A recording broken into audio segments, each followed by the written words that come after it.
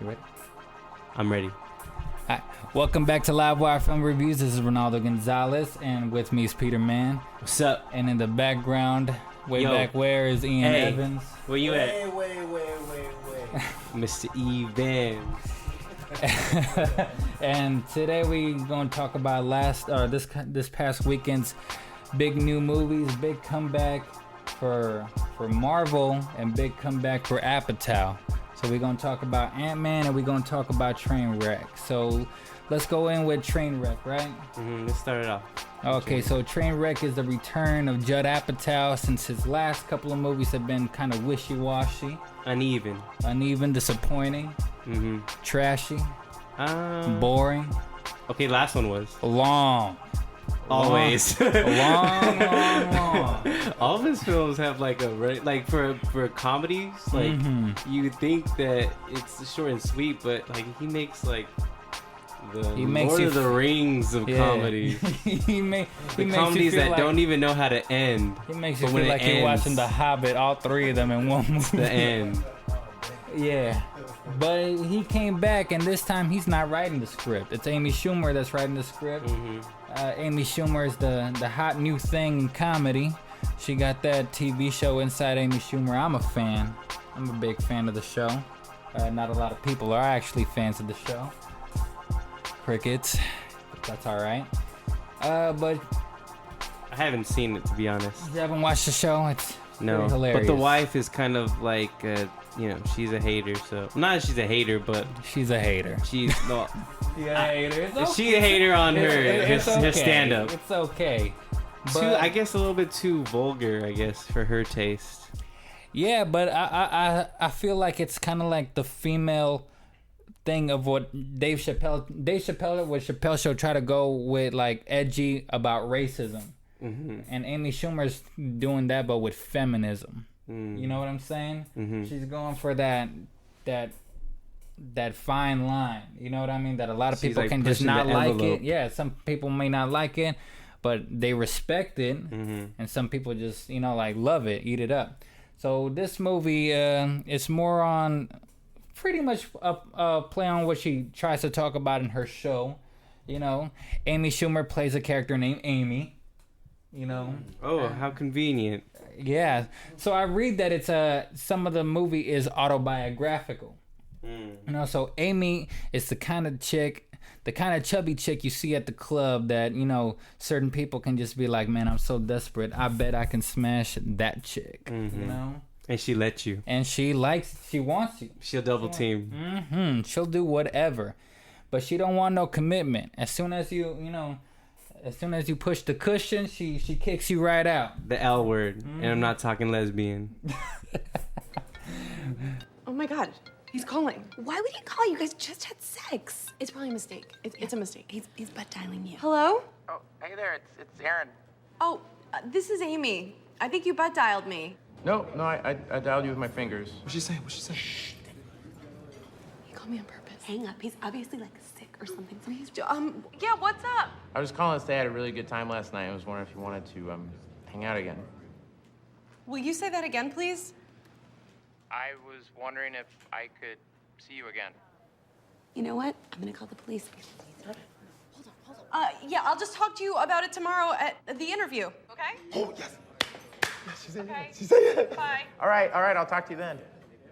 Oh, man. Huh? So it's hard for her to find a relationship, and basically the movie's just about her, meeting a good guy played by Bill Hader, who changes things for her, changes her life, and she's trying to find out to see if she can have a good relationship, make it work, unless she'll make a train wreck out of things. You like that? So it's Peter. Tell me what you. It's kind of clever. What you think? The film Yeah, or her? both. Ooh. Yeah. You know what's funny is that I really did think that Judd Apatow wrote this, but It does feel. it does have an Apatow feel. But you know what? I guess I really should get into her stand-up, get into her TV show, because you know what? I was really impressed. And, not to be sexist at all, But to be honest, let's be honest. Let's put this all on the table. Put it out kids. there. Put it out there. It's really hard to find a female comedian that you think is like flat out hilarious. Can you think of one off the top of your head? Off the top of who? Which one? Kristen Wiig. Kristen Wiig wasn't a stand-up comedian, was she? I was talking about stand-up. I can't. It's like Yeah, I'm talking about think of, stand-up comedians. Like, who's the new chick? The new chick in SNL, the one that was in top 5. She's gonna be in Ghostbusters. You know who I'm talking about? Let me look it up on the IMDb. crickets. Oh my goodness, the big chick. But anyways, so she impressed me. She was just like, her comedy is vulgar. It's, it's unwarranted. It's, flat out like, I don't care. What I gotta say is, the bottom line is it's all sex. Mm-hmm. But she knows how to throw, like, she knows how to make it honest and real. But yes. she knows how to make it, she knows how to bring the funny in these situations. Leslie Jones. That bitch. She is hilarious. She's actually one of, like, my favorite things in the new cast of SNL. But going back to Amy Schumer, she really shines in this film, I think. And I don't know if she's been in film. Is this her first film? I think this is... I've never seen her in any movies or anything like that. For her to take on the helm of screenwriting and she's the starring role in this, I think it was a strong comedy. Not only comedy, but almost like a dramedy, because I like the dynamic between her and the sister played by Brie Larson. Brie Larson. Woo! Love Brie Larson. I love me some Brie Larson. She fine. Short Term 12. She's 21 Jump Street. Spectacular Now. She's coming with it. I think she's gonna be a huge star. Yeah. But the dynamic between the sisters is like really good, because you have like a almost yin and yang, where it's like one sister, not to say she's conservative, but she's definitely toned down, and Amy Schumer is just like turned up. Turned all the way up. Yeah, no, I know what you're saying. And so it's almost like the chemistry between those two were really strong, and I felt that movie needed this is like really like a feminist film, and to have those two, not like her and Bill Hader didn't have chemistry, because they do have chemistry. Yeah. But the dynamic of having the sisters was really strong in the film, so I feel you on that. I liked it a lot. So. Well, let's talk about also the other perspective. Let's talk about Bill Hader. Yes, he plays Dr. Connors. Yeah, Aaron Connors, and he's like a surgeon for athletes. He's literally Captain Save-A-Ho in this situation. He's gonna change the life of a special hoe. Oh, but going back to Amy Schumer plays Amy Townsend. She works for a magazine. Yeah, but that's how she gets to interview her new source. The reason why she meets Bill Hader is because it's part of the job. She has a story to cover on him, and even though she doesn't care about sports or anything, they force her to do this job. And sparks fly real fast from the get-go. So, off the record, do you want to maybe go grab some dinner? Actually, Aaron, I think you're so great, and but I'm a writer. I'm your writer. You're my subject, and from now on, we need to just keep it professional. Okay. Yeah. Okay. I think we really like each other, and we should start dating. No, I'm saying, I'm confused. Am I not communicating this right? Like, No, I hear you. I'm just saying I disagree. Do you like me? Yeah. Yeah, see, I really like you. So we should be a couple. No. I have plans. What are your plans? Dentist. Is that true? No. And Bill Hader was great, man. You know what I really like about this movie is that, like, Bill Hader and Amy Schumer, they're not your typically great looking, leads. They're both average. You know what I mean? You look at both Amy Schumer, very funny. Yeah, but both very average looking. Average looking, but that's the quality of it. It makes it look real. You believe in these characters. Mm-hmm. You believe in these people actually falling in love, rather than your typical Jennifer Aniston romantic comedy or anything. So there's a real charm in the casting here, and I think it's about damn time that Bill Hader gets to also headline a movie as well. Mm-hmm. I think he's long overdue. Did anybody see the Skeleton Twins? Ooh, I did. I like that one. Him and Kristen Wiig. He's been long overdue. He's one of those people that can really do anything. Mm-hmm. He can do drama, comedy. Mm-hmm. He can impersonate whoever off the top of his head. Mm-hmm. And he brings another winning performance in here. I thought so too. I thought he plays off so well with her. Yeah, like when she takes it to the next level, he's on board too. He was like trading the jokes with her. Yeah, quite well, I think. Amazingly well. Mm-hmm. Now let's talk about the pros in the film, and then we can talk about the cons. Now the pros in the film are surprisingly what I thought were going to be the cons in the movie, and it's the cameos in this movie. There's a lot of people in this movie. Certain cameos do better than others. I really like John Cena. What's funny is all. Let me see. What's on? Well, the majority of athletes in the film are given like comedic lines. Yeah. And John Cena is by far my favorite in the film. He stood out to me. Not so much LeBron. I mean, LeBron James just felt kind of like, oh, I'm reading my lines, and but he had some funny lines. But John Cena really he owned John Cena lines. tried. I see what you're saying, but I didn't mind LeBron James. I think LeBron James, regardless, has presence. Whether he's on the court or whether he's behind you hear the that? camera. You hear that, Ian? Did you hear what he just said? I'm not saying I'm no. Cavaliers fan or LeBron James. This is not about the Cavaliers. Rider. This is about LeBron James. And you see, he said he's got presence in both on the screen and on the court. Well, he does. Does he not? Ian? You speaking the truth. Okay. Ian, are you a fan or what? Oh, I'm LeBron James fan, man. Oh, all day, every day, huh? All day. Right. And you know what? Everybody, even LeBron James, was on TMZ, and he said that he was gonna suck in this movie.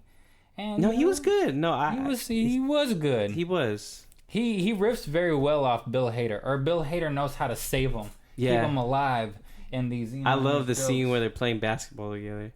I love the scene when he had to pull the check. Oh yeah, that was a good one too. I thought that was amazing. But yeah, John Cena was hilarious too. He's the buff dude that doesn't know how to be threatened. He doesn't know how to talk dirty. He doesn't know how to say anything right. And I think he was low-key. I think he was closeted too, a little key. He had some sus lines in there. I don't think he even understood what was happening. About licking assholes and. He just whatnot. He would say some of the outlandish shit. Amy. But she's not. What's up? Is that wine in the box? Mm-hmm. Yeah. Is this guy ever going to shut up? Please watch the movie. Stop. No, that's not right. Don't do this to me. Why is he yelling? Listen, you always do this to me. You show up to these places, you put me in a situation. I'm a big guy. Everybody wants to fight the big guy. Yeah, you are. Hey, Mark Wahlberg, shut your bitch up. Mark Wahlberg? Me? Who else looks like Mark Wahlberg? Your girl? Mark Wahlberg's like 150 pounds. I'm 250 lean. I look like Mark Wahlberg ate Mark Wahlberg. Yeah. And then, but yeah, those two out of, because we also got Amari Stoudemire making an appearance. Yeah. And stuff. And it's a lot of fun. Mm-hmm. They know how, Judd Apatow knows how to work with these people, with most of these people. Yeah. Another, a real gem of an appearance is Tilda Swinton. Ooh, she actually looks presentable. Yeah, she doesn't look like a man. She's a woman. Yeah. I didn't know she knew what makeup was. I know. I know it, but she looked like nice. A cover girl. She looked nice. She looked. I still wouldn't try to tap, but like she's, you know, I was just like, this is the nicest I've ever seen you. Yeah. And you know, it's funny because you say that because you know she just got casted to be in Doctor Strange. Did she? She's gonna be the mentor. The man. Every time she's in a movie, it's almost like, can you guess this is me? Like, yeah. Whether it was Snowpiercer, Chronicles Budapest. of Narnia, Budapest. Yeah, no, it's she knows how to hide her sexuality, her gender, very well. So yeah, we talk about the great things, the great chemistry that the stars have. You know, this is a really winning movie for Judd Apatow. Wait, are we done with the cameos? Oh, if you have somebody that you want to point out. One more shout out. One scene that I thought was kind of awkward but funny was Ezra Miller. Yeah, I wasn't a fan. You know what? I'm a fan of Ezra Miller. I know, I'm a fan of Ezra Miller. You know, I just wasn't a fan. I couldn't, to be honest, when he takes her back to his place, I couldn't take him seriously because I know that he's like openly gay, you know, and he's just flamboyant, and he's not afraid to show it, you know. To me that. But that's what made the scene so funny. Yeah, but to me it falls down. That's gonna fall down to the cons, and I'll explain why a little later. Oh, so you weren't a fan? I'm gonna tell you. Method Man was fine. You know, he was in 2 scenes. Yeah, he doesn't do much. I think he's taking any job he can get, respectfully. You know, but I haven't seen The Cobbler, but I heard he was good in it. Was he good in The Cobbler? Exceptional. Ooh, exceptional. Ian, man, my man. Okay. But yeah, no. I think this is a winning movie for Judd Apatow. I think this is his best movie since Knocked Up. You know, but I'm gonna have to agree with you. You know, but the movie's not perfect, and this is where I want to lead into the cons of the movie. Judd Apatow falls for the same problems he always falls in every of his movies. He does not know when to stop. It runs too long. Yeah, I feel like this movie is at least 20 minutes too long, and I feel, going into the Ezra Miller part, that could have been cut completely. There's a scene where like Bill Hader has an intervention with LeBron, and that whole scene could have been cut completely. Like, I take it that you were a Matthew Broderick fan in this. No, I was just like, what is he doing in here? What is Matthew Broderick doing? He's not even an athlete. Yeah, all these athletes and then Matthew Broderick. Like, who the fuck invited Bueller? You know, like, no. Get this shit out of here. You know what? I forgot to talk about one of the biggest pros in this movie, and it's Colin Quinn. You know what's funny is that I always thought he was the most unfunny SNL member when he was on SNL. Really? I think I just remember him doing the news, and I just think that he wasn't a Weekend Update. I just wasn't a fan of him as the Weekend Update newscaster. Did you just like, because we were kids? We were kids back then. You know, true. Like, you know what? I liked him in Night at the Roxbury. Dewey, right? But I mean, you know, it's you grab my ass, sir. From where I'm standing. Where I'm standing, it's physically an impossibility. I know your tricks, Dewey. But no, he was good in this film. He actually brings a lot of depth to the film that, you know, I've never seen him do before. Yeah. You know, so yeah, big ups for Colin Quinn on that. Yeah. But yeah, the opening scene was hilarious. Yeah, it was. For, you know, something, you know, like such a heavy moment, you know, explaining your daughter's about divorce. Right. He made a very, you know, presentable case. Yes, he did. I don't know what your mother told you, but let me explain it from my side in terms you can understand. You got your doll, right? You got your doll there. Yeah. You love your doll? Yeah. Yes. But what if I told you that was the only doll you were allowed to play with the rest of your life? How would you feel? Sad. You'd feel sad. Of course. There's other dolls you like, and they're making new dolls every year. You want a stewardess doll? Yeah. What about a slightly overweight cocktail waitress doll? Yeah. What about a doll who happens to be best friends with your main doll? Yeah. It could happen, right? Yeah. What about a doll you only play with one day and never see again? Yeah. So that's why me and Mom are getting divorced. So That was funny. It was good. It was good. But like I said, the movie runs on too long. Certain things don't need to be there. The ending kind of goes for like a more traditional genre, romantic comedy genre ending, but that's okay. You know, I think that's really all the flaws that I can point out. And most of the flaws to me are Judd Apatow basic problems. Yeah. You know, that it It's runs what on you too could long. expect. He doesn't know when to cut certain scenes and certain jokes. I think he loves his film so much. It's like, I don't want to yell cut yet. Yeah, he just loves. It's almost like, you know. It's like we're on a roll, guys. Keep rolling. It's like he Do likes. your thing. You know, it's his own version of like jerking off. You know, like. He's all improv the shit out of this scene. Yeah, but I think that this movie is it's a great summer movie. It's a winner. No, it was like a really strong. I don't know if there's any other comedies this year where I can really like. Oh man, that was hilarious, and I think this is probably one of my favorite comedies this year. So.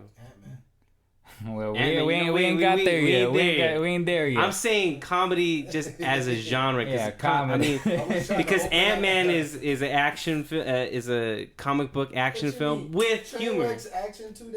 They was playing. There is plenty of action in there. Yeah, they plenty of action. They plenty of ass. Fucking see John Cena fucking. That's the one thing that I was upset. You see John Cena butt ass naked, but you never see Amy Schumer naked. Yeah. I was like. Because, you know, Amy Schumer, she's okay in the face, but she looks like she's got a fit body, you know? Curvaceous. Yeah. Ain't nothing wrong with that. Don't be shy, girl. No. You know? Like a sister. But, yeah. But, she thick. So, what would you rate it? I'm not going to give it a perfect 5 because it ain't a perfect 5. It is not a perfect 5. So, I was kind of in between of giving it 4.5. But you know what? I think with what I really consider your cons in this film. I do agree with you that it runs a little bit too long, 124 minutes. Jesus. And that's like, I think this is the shortest movie yet. I think if he cut, to be honest, I think if he cut a little bit less, he would have got 4.5. But I'm gonna give it a strong 4 stars. Yeah, I think I'm gonna give it a strong 4 because it's a well-deserved strong 4. You know, and I haven't seen movies from him this funny in a long time. Yeah. You know, that it's consistently funny because funny people. The first half of the movie was great. I was loving it. Then the second half took a turn to the worst. And totally kind of did so many things like wrong. Yeah. And I was just like, and the tone of the film is like totally like. I'm still confused. I still to this day do not know whether I love this movie or hate it. No, seriously. No? And This Is 40 was kind of a missed opportunity. I thought that one was gonna be the one that brings him back to how, you know. I gotta watch it again, but I thought it was boring. Yeah, no, it's slow and it's long, and certain things just don't work, and it's just, you know. But this one, you know, was a big turnaround. It's going to make Amy Schumer a bigger star than she already is. Bill Hader a bigger star. You know, LeBron James don't need no help with that shit. But Judd Apatow really needed that help. He was a going back to LeBron, he was a bit of a surprise for me. Like, he handled his comedic lines pretty well. Yeah, better than Shaq. So, you know. True that. Don't talk about Shaq, man. Don't talk about Shaq gonna be all right. He a champion. Yeah. He also did, what is it, Shazam or Kazam or? Kazam. Don't mess with Shaq Fu. Shaq Fu. Steel. Steel. Oh my God, all such the winners. greats. Oh my God, my childhood was a disaster. Oh my gosh, we learned a lot. Okay, so moving on from Trainwreck, we're gonna go to another comedy. Apparently, you know, thinks it's a comedy. You guys had a good time. It was funny though. No, I laughed a lot. It's a great action comedy. You know, Marvel's Ant-Man. This movie doesn't try to do what Avengers did. It's definitely not Captain America. It's better than Thor.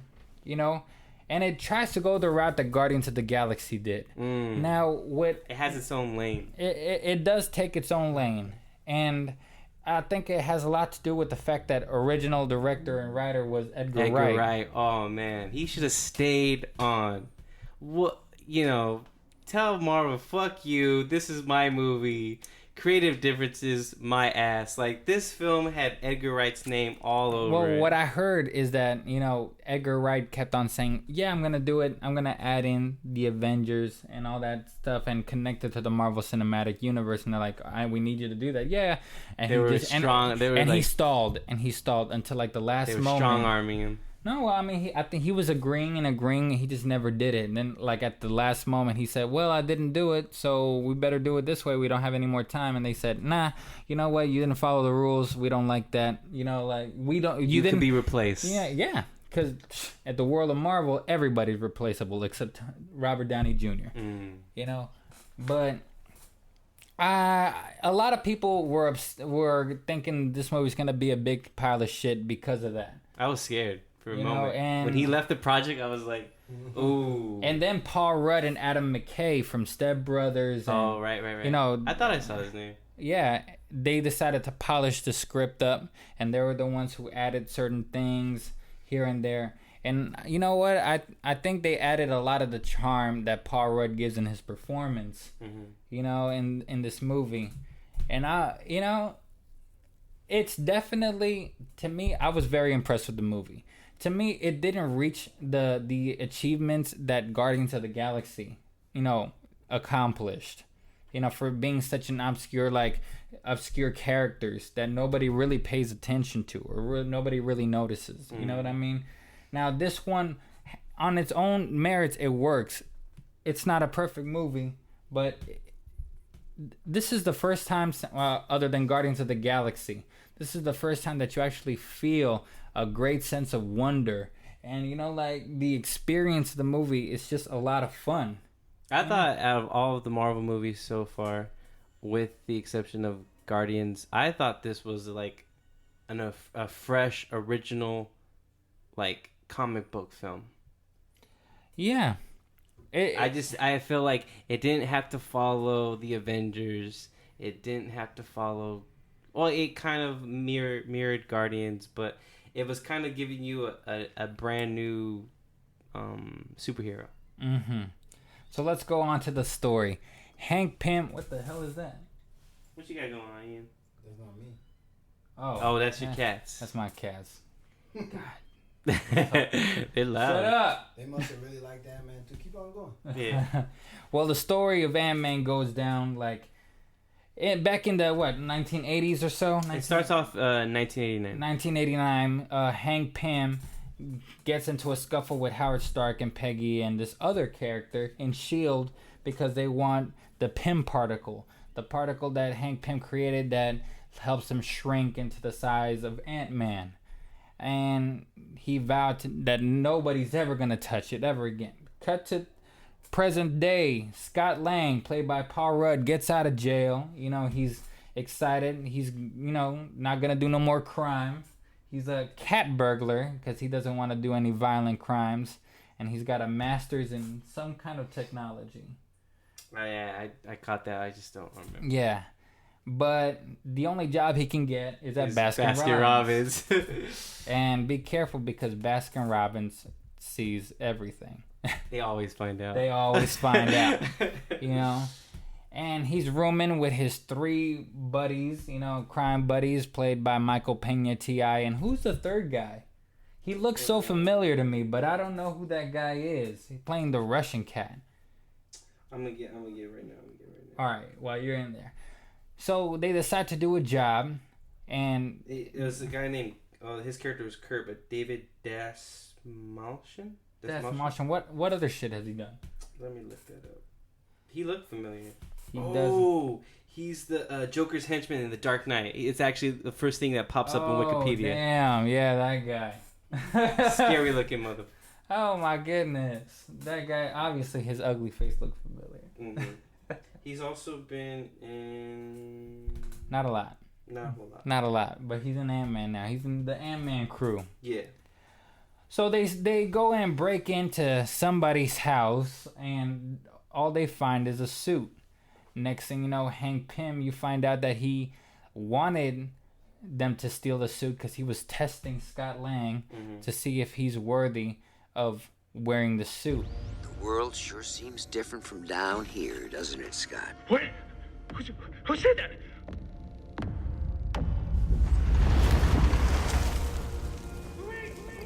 Louise, down here! It's a trial by fire, Scott. Or in this case, water.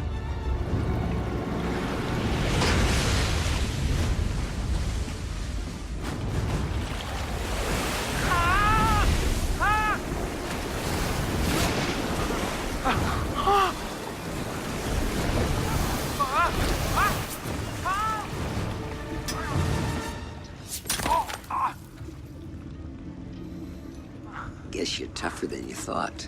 Because he's got an important mission for him.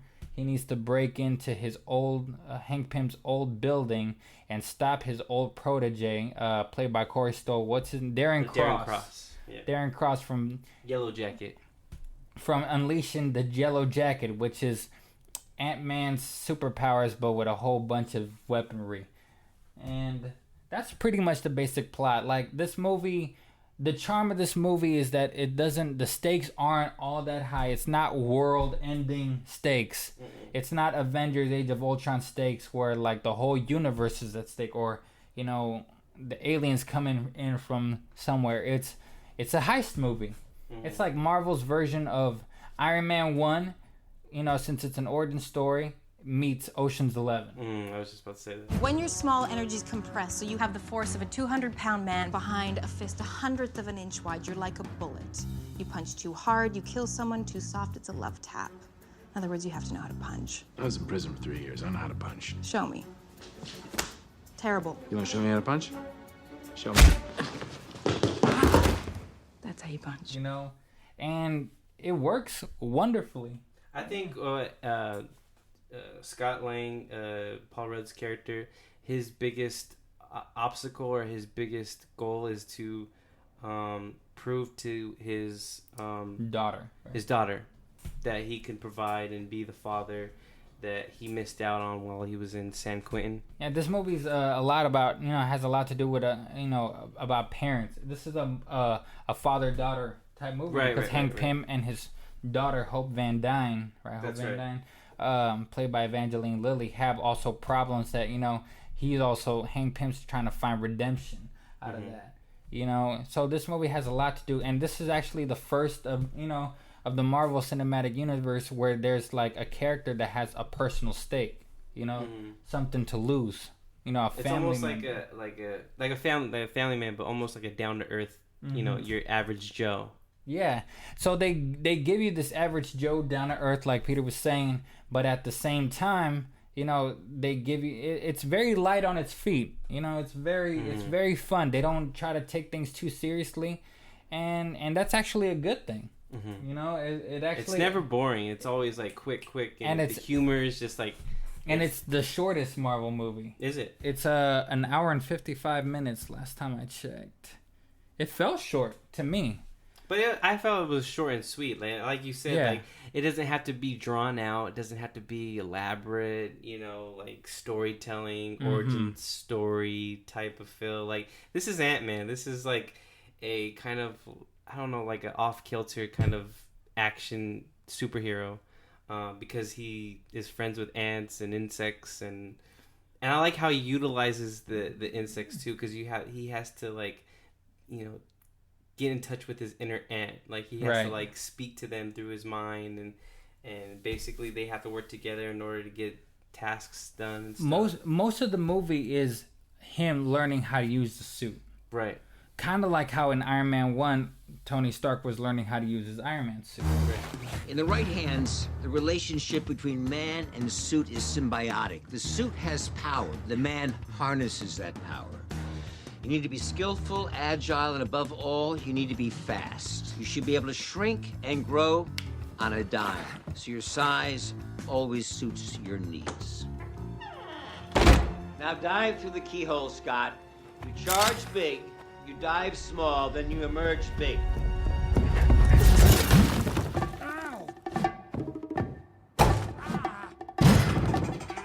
You know, so if a lot of people complain that there's not a lot of action, well, don't forget that what a lot of people consider one of the best Marvel movies, Iron Man 1, is very slow, you know, in the process, you know, and this movie focuses a lot on character. Now, it's a lot of fun. You know, it's a lot of fun. I love Paul Rudd. The humor is just like, I love Paul Rudd. Oh yeah, it's funny. Very, it's very. You could tell that the Edgar Wright vibe is in there. Yeah, the editing, like when Michael Pena tells stories about how he got a tip, like that was probably like the two scenes where he was most Edgar Wright. Yeah, because the way it was like edited, the way it was shot, like it just felt like Scott Pilgrim. Like I felt like I was in the scene of Scott Pilgrim. It felt like somebody trying to mimic Edgar Wright. Yeah. Respectfully. You know, and Michael Pena was like, I mean, Michael Pena is probably one of my favorite in the movie. Well, yeah, well, you know what? He was actually one of my favorites in the movie. Yeah, like I think he's like a funny dude. Like, you know, we've seen him in Crash. We know that he's a good actor, but I think his forte is really comedy. So yeah, he can do it all. He's another one that can do it all. He plays your like average Mexican dude. That's terrible. but it's funny because it's like, oh my gosh, that's so terrible. He plays a stereotype. He plays a stereotype. His character is so stupid. He is. But it's almost like a gullible stupid. Yeah. You know, like it's almost charming the way Michael Pena plays it. It's not like you don't think he's completely stupid. You just think that he's so gullible and charming and just happy all around. You know, there's no negative bone in his body. You know, he's always got a smile on his face. It's like, oh, I'm so excited. You know, and a lot of the jokes here land, you know, because of him. Thank you for the coffee, ma'am. It's not too often that you rob a place and they get welcome back. I mean, because we just robbed you. You know that he was arrested for stealing a smoothie machine, right? 2 smoothie machines. Are you sure they can handle this? Oh, we can handle it. We're professionals.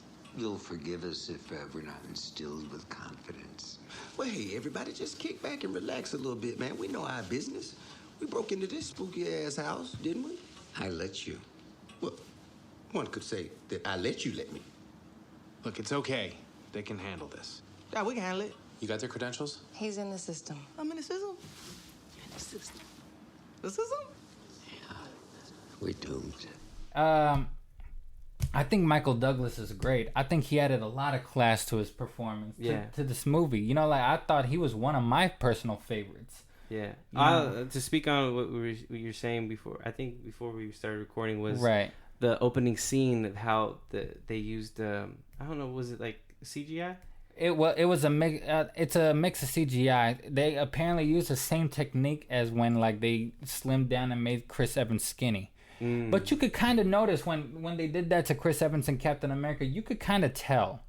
They did it well for its time, but yeah. Like, this one was like, we brought back Michael Douglas from the 80s. The 80s. Wall Street. I could not believe Gordon my eyes. Gekko I thought it was in the building. I thought it was archival footage. Yeah. I was just so blown away. This is like the best special effect I have ever seen. You know, no action sequence. Shaving off years of Michael Douglas's life. Like 30. 30 years. We got him in his prime in the opening scene. I kind of wish we kept him that way. Yeah. You know, because he aged. What are the possibilities now that you've mastered that? You know what I mean? It's just amazing. But yeah, Michael Douglas playing Hank Pym, he's a lot of fun. Yeah. He Him brings and Paul Rudd were like, they played off well with each other. Yeah. And you can tell they're all having a great time. You know, like nobody here is complaining about being in a Marvel movie. You know, nobody's saying, "Oh, Marvel's not letting us do what we really want to do." Nothing even like T.I., that. you know, he owns his role for it being a small role. Yeah, he was a lot of fun too. Very charming too. You know, T.I.'s just that charming dude. He's like the most charming dude in the rap game. But he had the best cameo in the Entourage. Oh film. Yeah, that's right. That's right. How can I forget? Anthony Mackie's in this. Can we speak on that? Well, it's all over the trailers, like we talked about in like the last Falcons in this movie. You know, when everybody was saying there's an Avenger appearance, don't get it overexcited because it's not one of the main Avengers. It's one of those subpar Avengers. You know. I think the showdown between him and Paul Rudd was cool too. I thought that was a little forced. You know, I just thought that was just a way to just throw in the fact that that Ant-Man is in the world of Avengers. Don't forget, guys. You know, Ant-Man is over here with the Avengers. But it works well with the post-credit scene, though. Amazing. Love that shit. I might go to the movies again just to watch that post-credit scene. I know a guy. You know, I'm so excited for that. But this movie is not, you know, no movie's perfect. You know what I mean? Like I said, this movie's messy. And I think that this movie has the main problem that a lot of these Marvel movies have. And it's the lack of a good villain. Or the lack of a fully developed villain.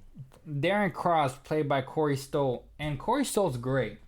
The first few times you see him in the movie, you kind of feel sympathetic for him. He's almost like a loser that's trying to be that villain. Yeah, and to be that guy. And he, you know what I mean? It's almost like it's like a son who hates his father because his father didn't fully let him in. You know, and I wish we could have explored more of that, because out of nowhere he just became, you know, a psycho lunatic that wants to destroy the world. You know, and I'm just like, what a missed opportunity. It's almost like the same issue as like Jeff Bridges and Iron Man. It's pretty much the same kind of bad guy. You know, and I think it's just a missed opportunity. Was that your only con? I mean, that I can think of. There's like you know, plot points here and there kind of like are forced. You know what I mean? The way in the end of the movie, it all leads up to. Now, I love the final, you know, action sequence. You know, the final fight with the bad guy. I love the fact that it's all set in a little girl's bedroom. I love, you know, the train set. Every time that Ant-Man uses it looks so epic, but then when, you know, you see in the girl's perspective, it's like nothing. Ding. Yeah, it's a little. But every time Ant-Man uses a suit, it's like, yeah, you know, it seems more everything epic in his scale, right? But you know, in reality, so small, yeah. And I think that gives it a very magical touch to the film. I really think that's what I mean by a sense of wonder, especially when he's training and learning how to work with the ants. You know, you don't get to, you know, like you haven't seen that in Marvel, and I think that it's one of the most imaginative things Marvel has done in their films. You know, and I think that just every time that Paul Rudd puts on the suit, it's worth the price of admission. Every time. You know, now, like I said, every time, how they lead to the point of the final sequence, a little, like everything just, a lot of things feel forced. It wraps up pretty nicely. I think I know what you mean. Like the end of the film is like we have to end it. No, I mean somehow. how I know what I mean. It's like, how did Yellow Jacket end up in that girl's bedroom? You know what I mean? Things like that. I'm not gonna go into it. You know what I mean? But like things like that is like, well, how convenient. You know, a lot of conveniences in this film. Another thing that bothers me, and it's not so much the film. You know, I kind of went on a Twitter rant the other day over this, but Hollywood. Could you fucking stop hiring Judy Greer to just play moms on the side? What the fuck are you guys doing, man? She's like the default mom. Like, stop. I swear. Here's one thing. If you would have switched out the dude in Jurassic World that plays her ex-husband with Paul Rudd, you could have fucking connected Jurassic World with this movie. You know? But she plays the same fucking... You know, she plays the same fucking person. The same character. You know what I mean? Like, why are you going to cast great talent if you're not going to use them? You know what I mean? Hire somebody with less talent for that. You know what I mean? If you're just looking for somebody that looks good, you know, you can hire a model for that. Don't hire good talent. She's a great actress. Come on. Hey, it's a quick paycheck.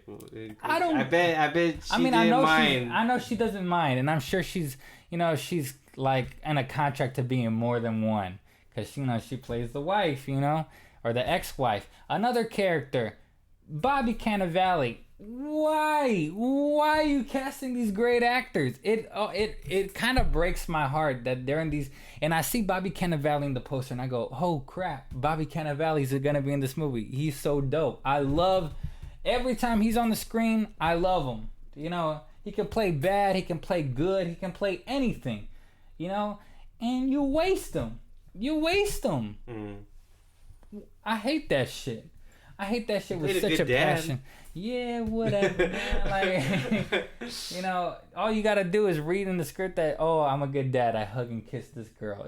Shout out to Marvel casting Wood Harris. Yeah, he definitely. Where's that dude been? He's next day air. He could use the work. Yeah, no, but he's in Creed. He's coming in Creed. Okay, cool. He's working. But yeah, I was a fan of Wood Harris. I don't feel so bad for Wood Harris because Wood Harris. Yeah, no. I don't feel so bad for him because he's getting work here and there, and he can get all the work he can get. He needs all the work he can get, and he's a good actor and everything. But Bobby Cannavale and Judy Greer, they're hot. Judy Greer got a TV show. You know what I mean? She's hot. She's everywhere. She's an Archer. Huh? She's an Archer. You know that? Or who? Playing who? Playing the redhead, the ditzy girl. Wait, Archer like Archer the cartoon. Archer. Like the little kid card, the squirrels? No, Archer the FX spy. You haven't. Oh, I thought you meant Arthur. No, Archer. She's good in that too, though. No, but she's got a TV show on FX too called Married. Oh, I didn't know about that. Like she's working. She's grinding out here. She's showing her worth. And y'all just wasting her, Marvel. Fuck. Y'all wasted her in Dawn of the Planet of the Apes. I bet you didn't know that she was in that movie. She played the female monkey, the pregnant one. Oh, I didn't know that. Yeah, but I bet you didn't know. Playing moms left or right. Playing monkey mom, playing super mom, playing dino mom. Like, damn.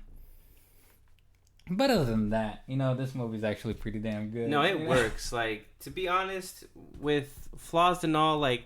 To be honest, I didn't notice the flaws that as so much as you did. Like, if there was flaws, but they're passable. Yeah, the overall execution makes it. Sorry, no, you makes good. It like it overlooks the flaws. Like, I had a fun time with this film. I thought it was original. I thought it was like you said, it's very reminiscent to Guardians. Like, I just think Marvel should make more films like these. They should do that duck movie. What's his name? Howard the Duck. Howard the Duck. That's another off kilter I think they might try that. We never know. But yeah, it's just I would want some more imaginative Marvel films. Yeah, but I mean, like I said, Guardians was a big winner. I think this is another big winner in its own right. It's not as it's not as perfect, or not. I wouldn't say perfect.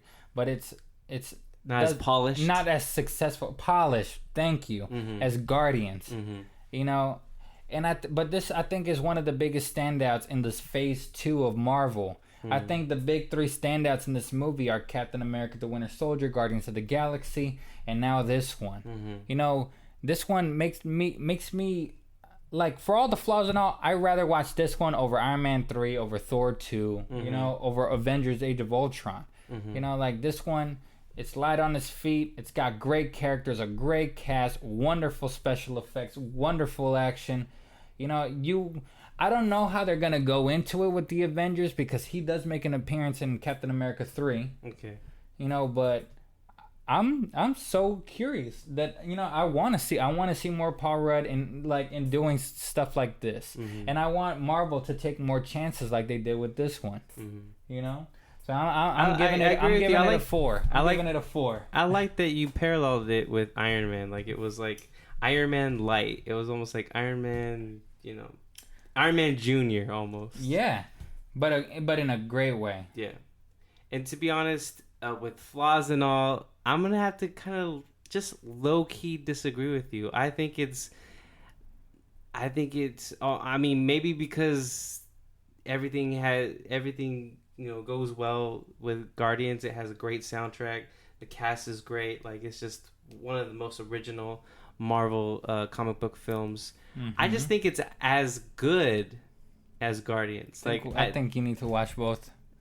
I'm gonna give this one a perfect 5 stars. Whoa, I can't do that. And I think it might be my first. I see that, but I can't do that. I'm gonna take it there. I'm gonna go ahead because I had a lot of fun with this film. The comedy's so fresh. Paul Rudd's so good. Michael Douglas, the whole cast, even Judy Greer, like playing the default mom. Like, everybody was good in here. Like, to me, I didn't see one flaw.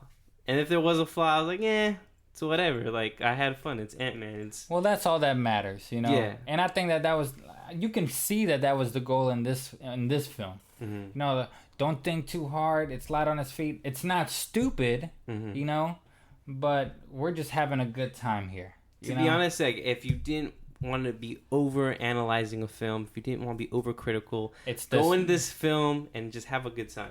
And you'll agree with me. You'll give it 5 stars. This is a complete opposite of Avengers: Age of Ultron, where it was so convoluted. To be honest, if you pit this film with that film, like, it makes like Age of Ultron look so garbage to me. Like, almost like if you were to watch these two back to back, I'm like, wow, they fucked up on Avengers. Yeah, they did them dirty. Well, let's hope they do better next year. Did you think you could stop the future? You're just a thief! No. I'm Ant-Man. I know. It wasn't my idea.